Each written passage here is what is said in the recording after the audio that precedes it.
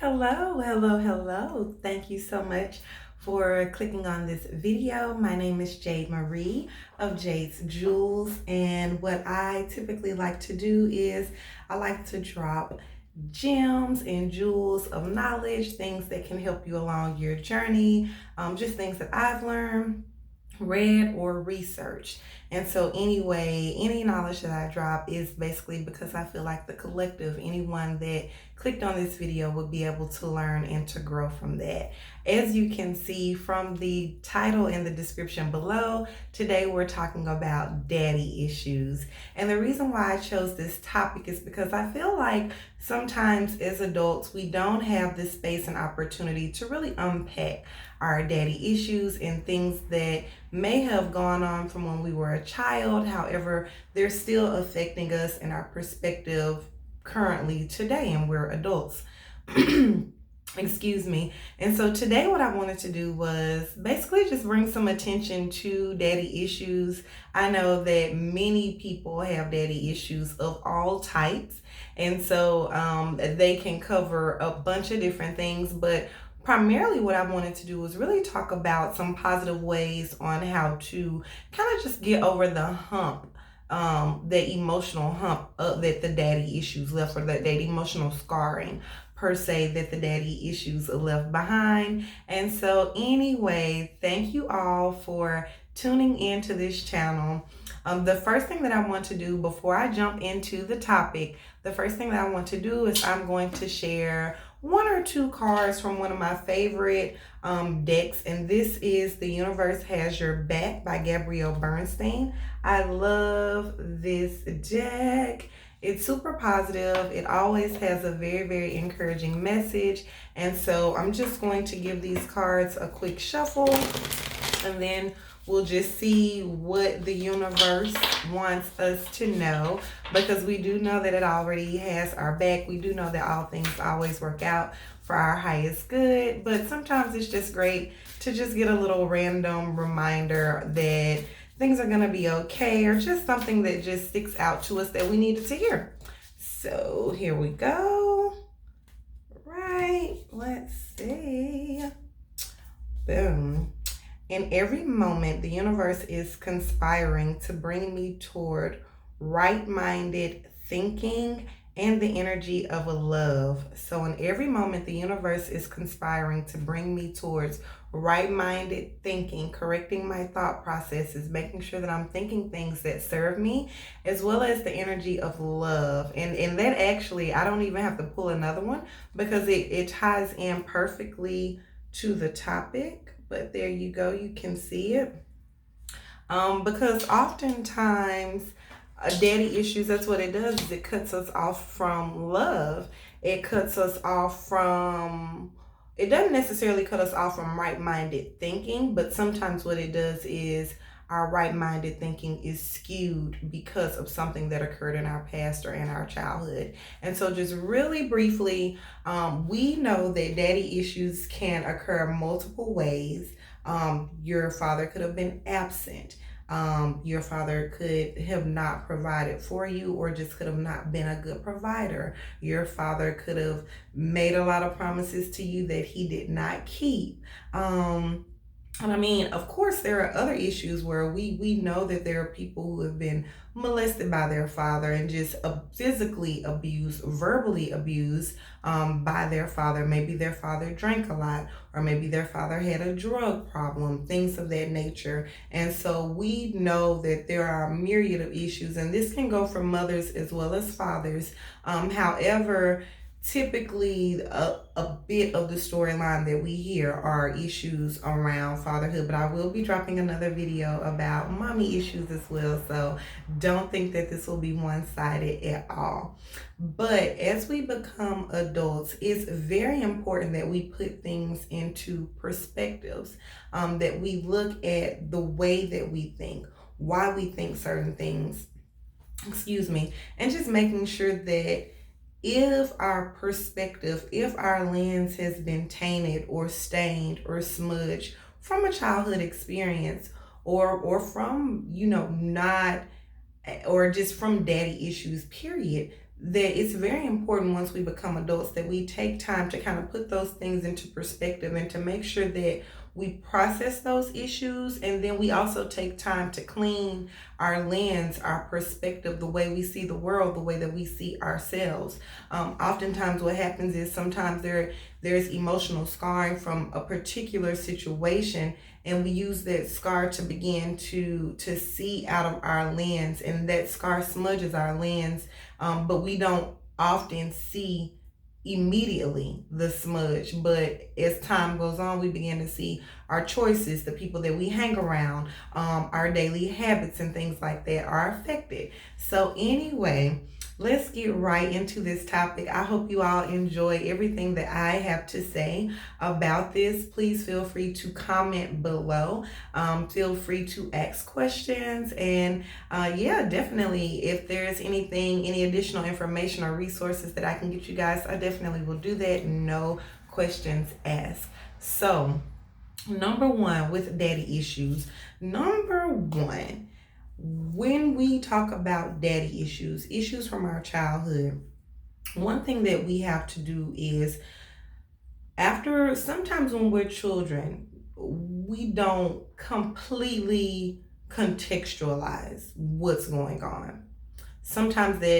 Oftentimes that happens as we begin to emerge into our adulthood. Sometimes as children, we know things are off, or we know my daddy should have been here, but he's not here and he's alive. Just things of that nature. So there are things that we see and we feel it, but we don't completely contextualize it until we become an adult.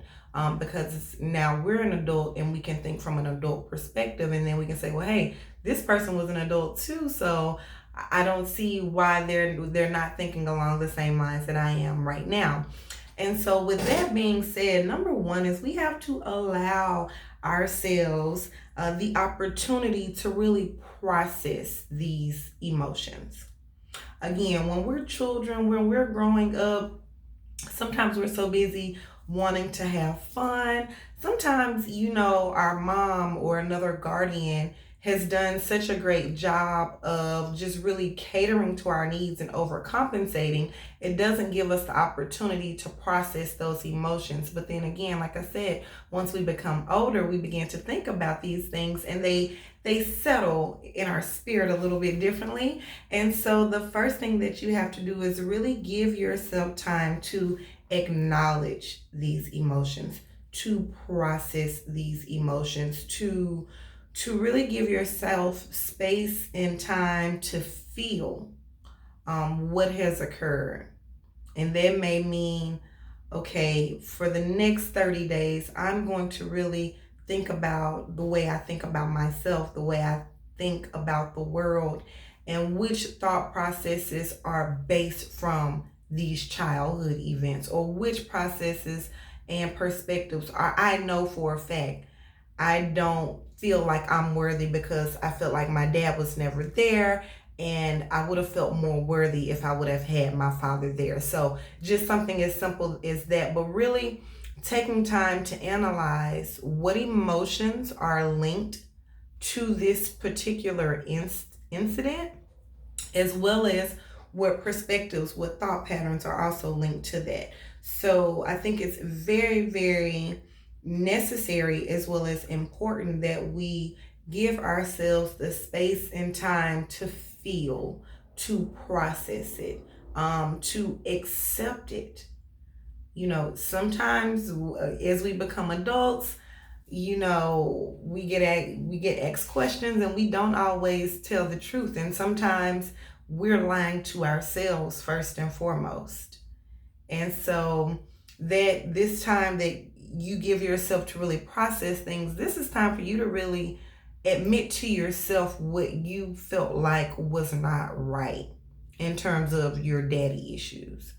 Was he abusive? Was he not there?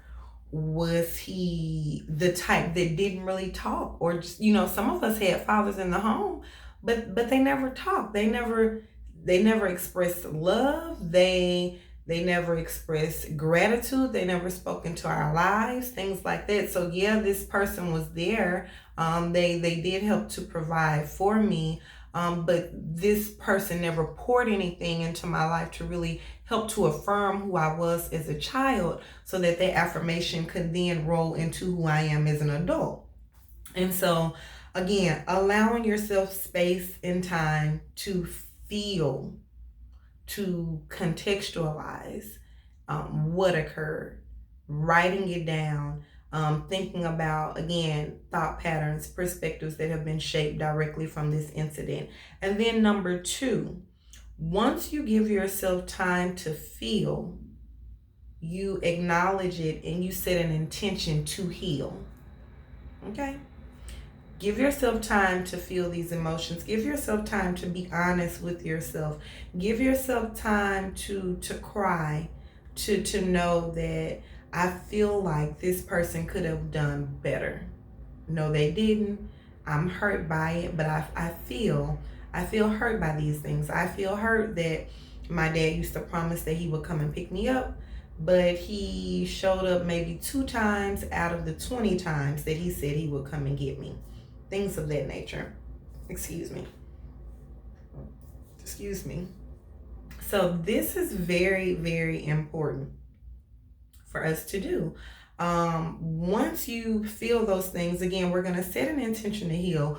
We're going to set an intention. We're going to say, now that I realize this empty hole that I've been trying to fill through food, through success, through accomplishment, through sex, through drugs, through alcohol, whatever the case may be, through compulsive shopping, through actually being absent in other important people's lives, because I feel like, well, someone was absent in my life, I have the right to be absent in someone else's life. So once you conceptualize it, you think about it, and you really put things into perspective, you set an intention to heal. You say, this is how this has left a big emotional scar. I was 13 when my mom and dad were divorced, or I was 10, or I was 6, but I remember the feeling. I remember what that did to me, and I remember my mom or whoever overcompensating to where it didn't really give me the space and opportunity to process it and heal from it. So now I'm going to go back and properly close this chapter so that the residuals of it will not continue to taint my perspective. So again, really, when you're setting an intention to heal something like this is what is considered to be shadow work. Shadow work is when you're really looking at the darker side of yourself that you oftentimes try to come off as if, I don't have a dark side, no, or I'm never jealous, or whatever the case may be. It can be a myriad of things, but shadow work is really doing that work on that part of yourself that is dark, but it is affecting it's affecting your light, the dark side of you that affects the way that you shine and that you're present to the world. So again, setting an intention, it can say, okay, I'm gonna give myself 6 months. I'm gonna give myself the rest of the year. I'm gonna give myself 3 weeks. I'm going to give myself 1 month to really begin to do this work. And I'm going to set an intention and a time stamp as well, to keep me on track and to really keep me motivated to do the work.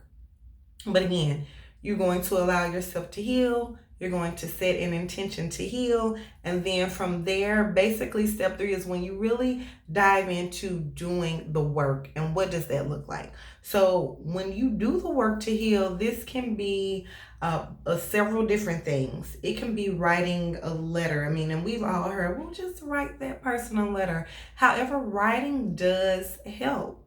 Writing helps you to get things out of your head and onto paper. It is still a form of release, instead of these emotions and these thoughts constantly just being able to just run circles within you. You give yourself the opportunity to have an outlet of some sort. And sometimes a letter is a great place to start.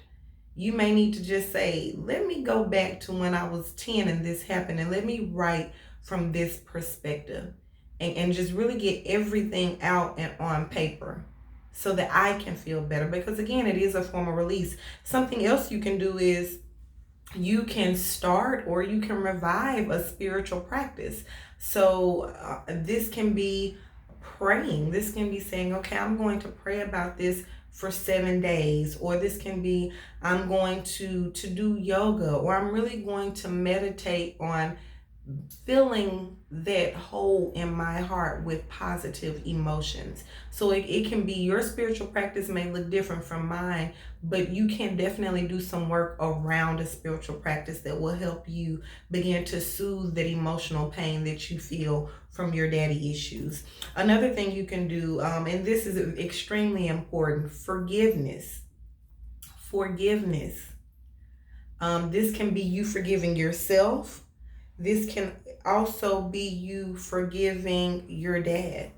Sometimes we have people, maybe you didn't speak up. Maybe you feel as if you should have done more. Maybe you feel as though, again, you're taking on some sort of blame because of something that your father lacked. You have to forgive yourself and let that go. And I know some people are like, well, it's the daddy, isn't it the daddy's fault? But you'll be surprised how many people internalize that and they begin to point the finger at themselves. A lot of times, majority of the time, we already know we're our biggest critic. And so taking time to forgive yourself, and then taking time to also begin to forgive your father.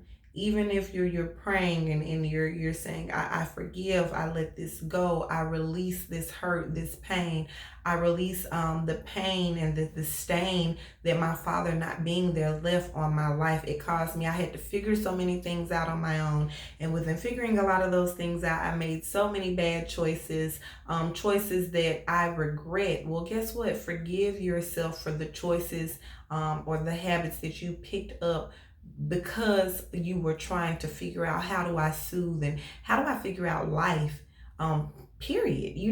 Forgive yourself. And then also forgive your dad. I know this is tough.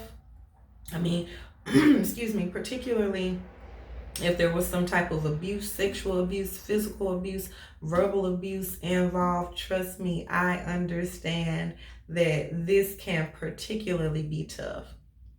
But I do believe in forgiving. I do think that there's some things, because we're human, that we won't forget. And it's crazy to tell somebody, just forget it. I'm not one to always preach that message, but I will say forgive, because you holding on to that hurt and you saying, well, I'm not going to invite my dad to my wedding. I'm not going to invite him to my graduation. I'm not going to invite him to the baby shower. I'm not going to invite my dad to Thanksgiving, to Christmas, whatever. And you're doing that to constantly make a choice to hurt him because you want him to feel cut off the same way you feel as though he cut you off. I get it. But operating out of that hurt and that pain, it spews over into other decisions that you make a lot more times than we notice it. So you feel like you're thinking this way and you're just directing that energy towards him. But oftentimes that negative energy, it is like a cancer. We know unforgiveness, holding a grudge, that can be a cancer within yourself. And sometimes you can be causing more harm to your body by not forgiving someone. And you think you're hurting them. And all along, you're causing additional trauma within your body. So is it worth it? Is it worth it? Is it worth your peace? Is it worth, I'm not going to his funeral. The conversations we have in retaliation towards when we feel like someone has done something to us, it can be, it can be a bit much. And granted, there are times when we probably have every reason to feel the way that we feel and to say some of the things that we say. However, let it go. Set a date, let it go. I'm not saying you still have to invite this person to anything. But what I am saying is stop making sure that every time you have something, you have to tell your husband, your boyfriend, your best friend, and 10 other people that this is the person you're not inviting. Like, stop giving it that attention. So I know that's a tough message, but I feel like spirit is coming through, and that's what needs to be said. Let it go. So on to the forgiveness, which is very, very critical of yourself and of that man that should have been there. Yes, he should have been there, but he wasn't. How long are you going to hold on to this? This happened when you were 13. You're 33 now. You're 43 now. Sometimes you can be 23, but I mean, come on, let's think about it. How long are we going to allow this hurt and pain to dictate the decisions that we make? All right. So another thing is being very deliberate with your thought. Dr. Joe Dispenza talks a lot about the power of thought, but one thing that he talks about that it resonates highly with me is because oftentimes the brain becomes stimulated and sometimes even addicted to trauma, to hurt, to drama. And so even when nothing is wrong, we can take ourselves back to a place mentally. We can take ourselves back to when our best friend betrayed us. We can take ourselves back to the hurt we felt when we caught so and so cheating or just whatever. And in this particular case, we can take ourselves, especially when issues are unresolved, we can take ourselves back to the place of just, today, one day you didn't get approved for a credit card, or you got approved and the limit was low, and now you're mad because if your dad was there to teach you about credit and to teach you, proper financial literacy and things like that, then your credit will be better. I get it. I understand. But let's be more intentional and deliberate with our thought. When we feel our thoughts going back to that negative place, let's begin to softly reroute ourselves. One thing the Bible says is the good, the just, the lovely, like the positive, the beauty of life. That's what you should think on, because when you are focused on hurt, I don't care who hurt you. When you are focused on hurt, you are going to begin to attract more hurt in your life. And when you're focused on positive things, beauty, and things of that nature, that's what you're going to also attract into your life. Now, there are times when negative situations help give birth to better situations. However, being stuck and caught in that mental place of always going back to painful situations, you're just having a bad day and then you think about this just to add on to that trauma stimulation that our brain has, that is not good. So being very, very deliberate about the way you think about that situation, but just catching yourself when, again, you're having pretty much a good day, or maybe one thing doesn't go your way, and then you begin to think about the thing that hurts you the most. Well, my dad wasn't here, I could have possibly had a bigger down payment for my house if my dad, or I made these bad choices with men, or maybe I would have known how to deal with men if my dad were in my life. And this can go for women as well as men. So this goes for any gender, as well as non-gender identifying individuals as well. Because even if you don't identify with your gender, one thing for sure is it took an egg and the fertilizer, meaning a man and a woman, to bring you into existence. And so these issues these go across any demographic. So being deliberate with your thought. Then one thing that is also very important is to accept your narrative. Stop fighting it. Stop being upset about it. Stop being, you are, whatever age you are, come to grips with the fact that your narrative is your narrative. If it was not beautiful, if it was not a white picket fence and picnics during the 4th of July, it is what it is, but it is your narrative. What are you going to do with it? How are you going to use this narrative to fuel positive change within yourself as well as within the world? But accept your narrative. People, When someone asks them about their father, they may, well, my father, he's deceased. So your father could be living, but in your mind, he's dead to me anyway, and you don't want to talk about the fact, well, my father, he wasn't really there. So, excuse me. Let's make sure that, excuse me again, that we own our narrative. This is so important because owning your narrative, your background story, means that you're owning yourself on the deepest and some of the deeper levels.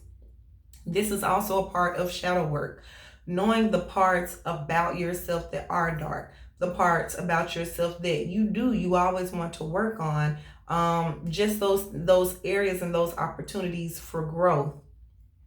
Owning them, not always just trying to hide them, but owning them and just saying, this is a part of me. Yeah, I'm working on it, but this is a part of me. And guess what? Particularly around daddy issues, sometimes there is nothing you can do about it other than working on yourself.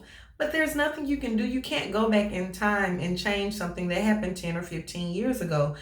So accepting it and making peace with it. Maybe your dad got your mom pregnant, then your mom moved, and your dad just never pursued you all out of state, and maybe he had a job and he could have, but he didn't. But just accepting it. It's okay.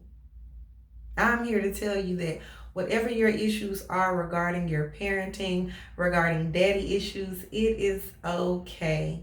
And it has happened to more people than often share. So you're in the company of plenty of people. So accept your narrative. Another thing, make your narrative work for you. I think I kind of already tapped on this, but using your narrative to fuel you, using your narrative, and you don't have to always tell it, well, my dad wasn't there. There's a way to tell that story and it empowers you. There's a way to tell that story and it doesn't empower you. Just very simple. So making sure that you, even when you're sharing your story with others, once you take that veil off and you're no longer ashamed of it or whatever the case may be, and even if you have been telling the story, telling it from a positive perspective, not that story that says, well, I had to, you had to provide for yourself, you had to do this, you had to do that, and that is empowering, but there's still a way that we can tell that story that diminishes. Instead of it highlighting your inner strength, you're saying that you did it because you had to do it. Yeah, you had to do it. But making sure that you're saying, you know what? I realized that my dad wasn't going to be there at the age of 11. It hurt me. It was devastating. So here's what I did to work on myself. Here's some of the things that I did. Even as a child, I realized that I was coping. Here are some of the things that I did. And even as an adult, I'm still working on these things. And here's what I do now. There's a way to tell that story to where it will empower you. So accept your narrative and make it work for you every chance you get. Appreciate the positive. This is on to the next one. Appreciate the positive male role models that you did have in your life. Sometimes I know people, they've had their grandfathers, they've had their Uncle Sam, they've had, their coach that was always there, XYZ. They had, whomever they ended. It could have been a spiritual leader. Well, my pastor, he made sure that every Christmas kids had gifts, and he always checked on us. He always checked our grades. He checked our report cards. A lot of times people give attention to the people that are not there instead of funneling the attention and the love and the appreciation to the people that are there. So don't be that person. Do not be that person. I'm sure majority of the time there's at least one, possibly more than one, but there's at least one person, one positive male role model. And I'll be honest with you, I don't care if it's like Barack Obama and you're like, you know what? It was something in Barack that resonated with me. It was something in, the leader of Coldplay. It was something about him that resonated with me. I love Coldplay. But It can be a physical person, or it can be somebody that you just like this person as a man and you still gleaned and learned from their life. Like, focus on those things. Appreciate your uncle, your grandpa, even your mom's, boyfriend. Maybe they never got married, but this guy, he taught you how to drive. He helped pay for your prom dress. He helped pay for your graduation stuff. Maybe he didn't do it all, but everything that he could do, he did do. He was there. Like, let's seriously give attention and a love and appreciation to those people that were there, those male models, instead of always giving the attention to the one person that was not there. Next, stop any negative behavior that was birthed, that stemmed from your father being absent, or from whatever daddy issues you have. So oftentimes we begin to self-soothe through negative behavior. We have emotional wounds that we haven't processed, we haven't addressed, we haven't set an intention to heal. We haven't given ourselves the opportunity to even acknowledge how these things are affecting us, and we begin to develop bad habits. These bad habits can be anything.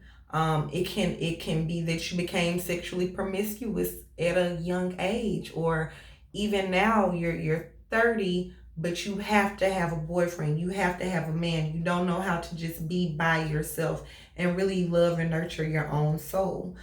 It can be drugs and alcohol. It can be partying all the time. It can be always feeling the need to accomplish something, because you feel like, okay, when I accomplish this, I'm really going to feel better about myself. When I accomplish this, I'll feel worthy. Instead of just acknowledging that you're worthy and working on affirming who you are right now, today. So making sure that you stop negative behavior. This behavior can, again, you may not be emotionally connected to your family, to your own children, because you felt like you didn't have that emotional connection with your dad or another parental figure.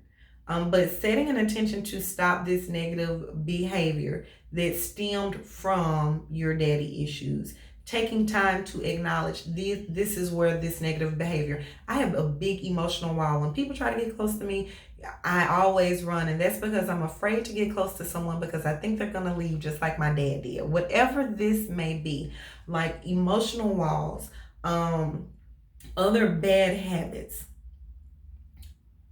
Thinking about the action or the motivator behind these bad habits, these negative behaviors that we have.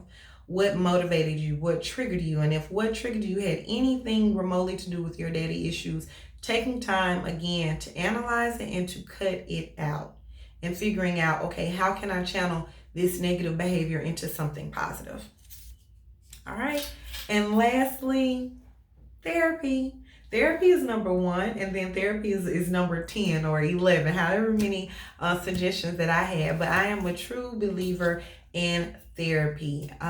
Some talk therapy. It can be there are various different types of therapy, but I am a huge advocate for getting therapy. I feel like sometimes there are some things that we need to talk about with a professional that is paid to listen and to guide these conversations, to help us come up with our own internal resolutions, to where these things are no longer plaguing us mentally, spiritually, emotionally, financially, playing out in our life. And so therapy, that is my biggest and my highest suggestion. There's absolutely nothing wrong if you are a black or brown person, man or woman, or a person of any demographic. Understand that therapy is your friend. And so I hope you all enjoyed this video. I tried not to make it too long, but it still ended up being 30 minutes, 33 minutes. But again, this was all about daddy issues, taking time to work on yourself, to acknowledge where you are, and to decide to close these emotional chapters, to heal ourselves, and to do the work that we need to do to continue to move forward and to be great, to be our best selves. Again, I'll read our universe has your back card one more time, and we will close on this note. In every moment, the universe is conspiring to bring me to like-minded thinking within myself as well as to the energy of love. So sending you guys lots of love and light. I hope you're having a wonderful day. Again, happy Father's Day to all of the fathers. And if you have emotional wounds around your daddy, it is okay. Plenty of people do. Do the work to heal yourself, and you will be so much more better because of it. Have a great day.